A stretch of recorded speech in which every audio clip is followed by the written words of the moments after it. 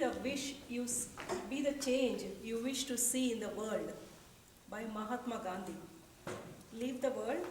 First, I wanted to be the change I wish to see in my house. Madam Toastmaster, fellow Toastmasters, and honored guests, this is to encourage especially my children.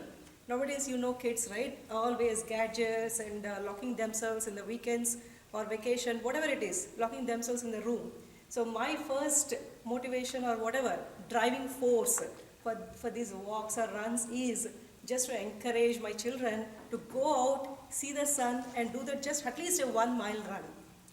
As most of you know, recently I have done this, the most beautiful, the most magical place on the earth. Adiola, I know you were wondering, it is nothing but our Walt Disney World. I did a Disney World marathon. Some of you know I have done previously as well, the Dallas Marathon last year, and this is my second one. And if I have to tell you anything about that first one, it was dreadful or pathetic or I don't know what else to explain. And I also sometimes I even shared with you, during the run I sent a note to myself with my phone, never again. Never again. Never again. I have that note. But once you finish that and finish that race, then again when you'll come back. But you have to believe me, in that race, in my age group, I'm the last one. And I just reached almost like the organizers were even removing the things and everything. That time I reached there. So kind of I just arrived, I just finished. 6 months back, we started planning for this trip to Disney World. And that time when I was seeing the dates, I found that the Disney Marathon is happening at the same time when we were planning for the trip. I said, okay, why not? But I didn't tell to my family. I know they will not like it, or they will say, oh, no, we don't want to club two things. But secretly, I just signed up. 3 months I was training, and they all got a doubt. What is this? Why is she running, or why is she going for all these runs? But anyway, I just did it, and that motivated me to keep doing. But somehow I just explained them, okay guys, after our Disney trip, the last day I'm doing this Disney World Marathon. They were also excited. So we went there. On the Disney World Marathon that day, I have to explain that experience. I wanted to share basically that experience with you all. Almost close to 99,800 people participated in that event that day. Then the organizers announced that. And Disney Marathon is one of the top 10 marathons in the world. If you see the list of such a famous marathon it is. It is also because the course runs through all the 4 parks. Like other marathons, you will see the people cheering squares or something only at the finish line or in between something and at the end line. But this marathon is something special because it runs through the course of the all parks, and you are like a royal, the royalty is there and you are in between, and all the other visitors are towards the side lanes, and they're encouraging you throughout the event. So it's really wonderful. So this time I said, okay, I have strategy. I have to tell you, the first time I didn't even had any strategy. I said, marathon, okay, I'll just go there and I'll finish it. I'll run one step, putting my one step in front of another. Like that I went the first time. But no, you should never do that, okay? So this time I had a strategy. 3 miles this time, 6 miles some time, or 9 miles that time. Okay, this time I started, fine, okay, now 3 miles, yes, I'm at my time. I said, wow, yes, I'm going to do this now. And again I went, now 6 miles, yes, still I'm targeting whatever I targeted, I'm at that time. I said, oh my God, I'm going to rock this marathon, man. Now I have a strategy and I'm just going to do it. 9 mile, yes, I'm still on.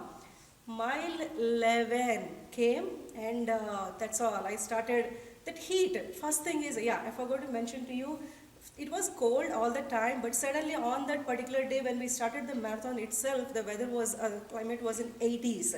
And the sun is right in front of you. So facing you, that was one demotivating factor or whatever it is. But even then, by mile 11, you are almost at 3 hours or 3 hours, 15 minutes something. And I started feeling the drain. I said, wow, my God, 26 miles? 11th, I'm at my mile 11. Where am I going to see that 26? Then slowly I just dragged myself a mile 12. And here, my biggest worry is not that I'm not able to do anything. How am I going to face all the people with whom I shared I'm running this marathon? Okay, then my mind started telling me, no, you can tell them. Last 3 days you were at the parks, right? So you are exhausted. So you are exhausted.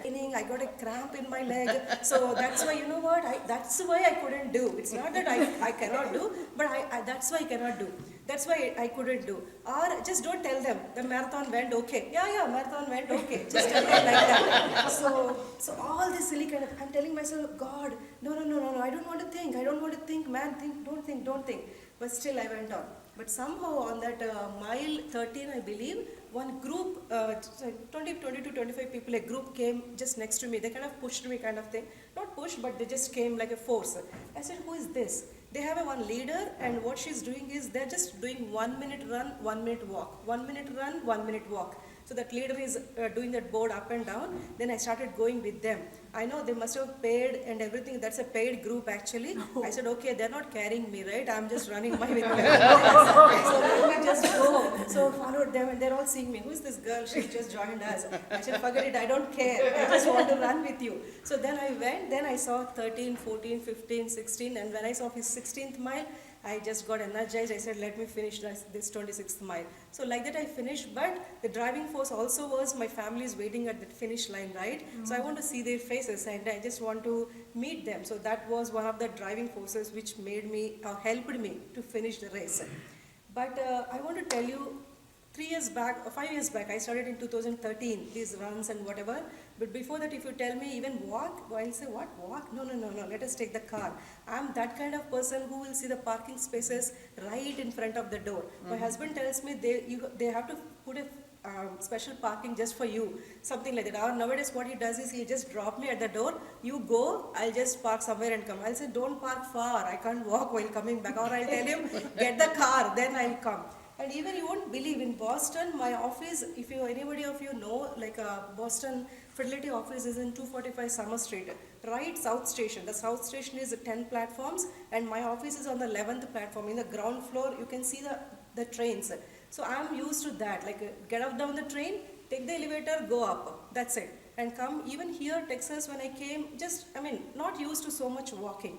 But somehow I got energized, and it's a wonderful thing, really wonderful thing. You don't need to get trained for this like a basketball or football, something like that, or table tennis or anything like that.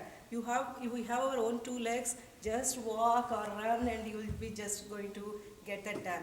So I wanted to be the change. I wish to see the change at home. That is my driving force. And I hope I encourage all of you to run, okay?